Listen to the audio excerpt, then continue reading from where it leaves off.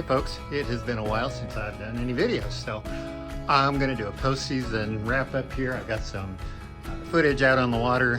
I learned a lot. I want to start going into some of the things that I have discovered about Millie, my great Alaskan, and share a few photos, a few anecdotes, and kind of cover what, I put about 700 miles onto the boat in a month and a half. So we had a lot of fun fishing. We caught a lot of salmon, took a lot of friends and relatives out on the boat, and really just had an excellent season. Kind of breaks my heart to put it away, but boy, the weather this week on the coast has been rough. We're talking 8, 10, 12, 14 foot swells and 4 to 10 foot wind chop. You're just not going out on days like that at all. So here's the walk around. So the big thing in the last couple days is refitting my garage for the storage of the boat. No more tongue sticking out the front. So to do that, I had to do some major modifications to my garage. So my bay is 11.5 feet by 48 feet long.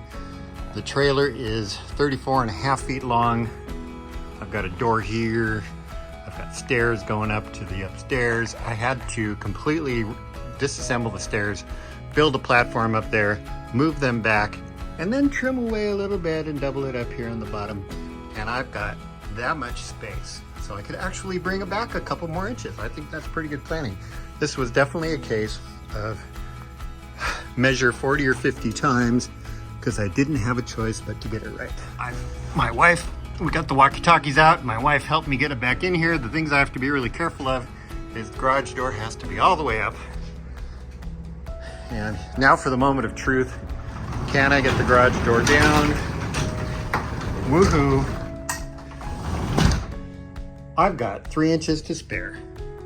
And that makes me pretty darn happy. So, the boat will be able to stay warm and dry. Life is good. I did unfortunately get a few boo-boos on the boat.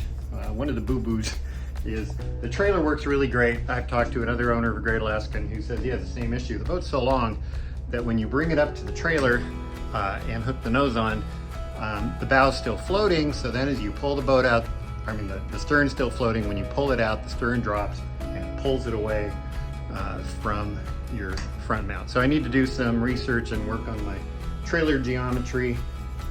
I'm gonna add a bracket down here to nestle the front end so I can motor onto the trailer a little bit better. Yep, one day as I was pulling out of my driveway over there, which is a little bit restricted,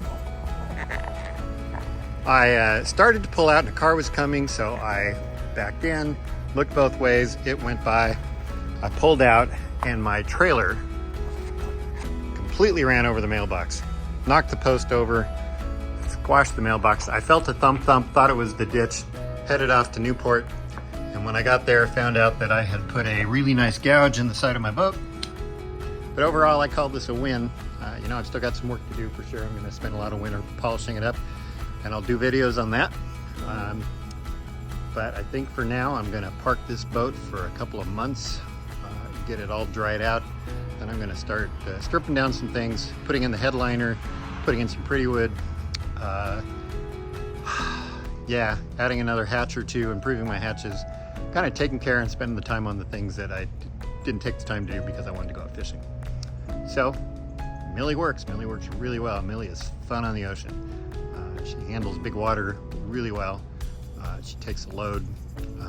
She floats like crazy. Just a really good boat. So I'm enjoying it a lot. So more to come. Thanks, guys.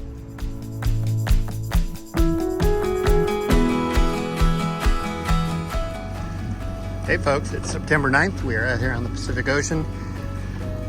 It's a little bit rolly today, but not bad. The fog is lifted. We've got one fish in the box. Let's look at this here. Real pretty fat wild coho. We're in that part of the season where you can keep either. There are a lot of boats out today.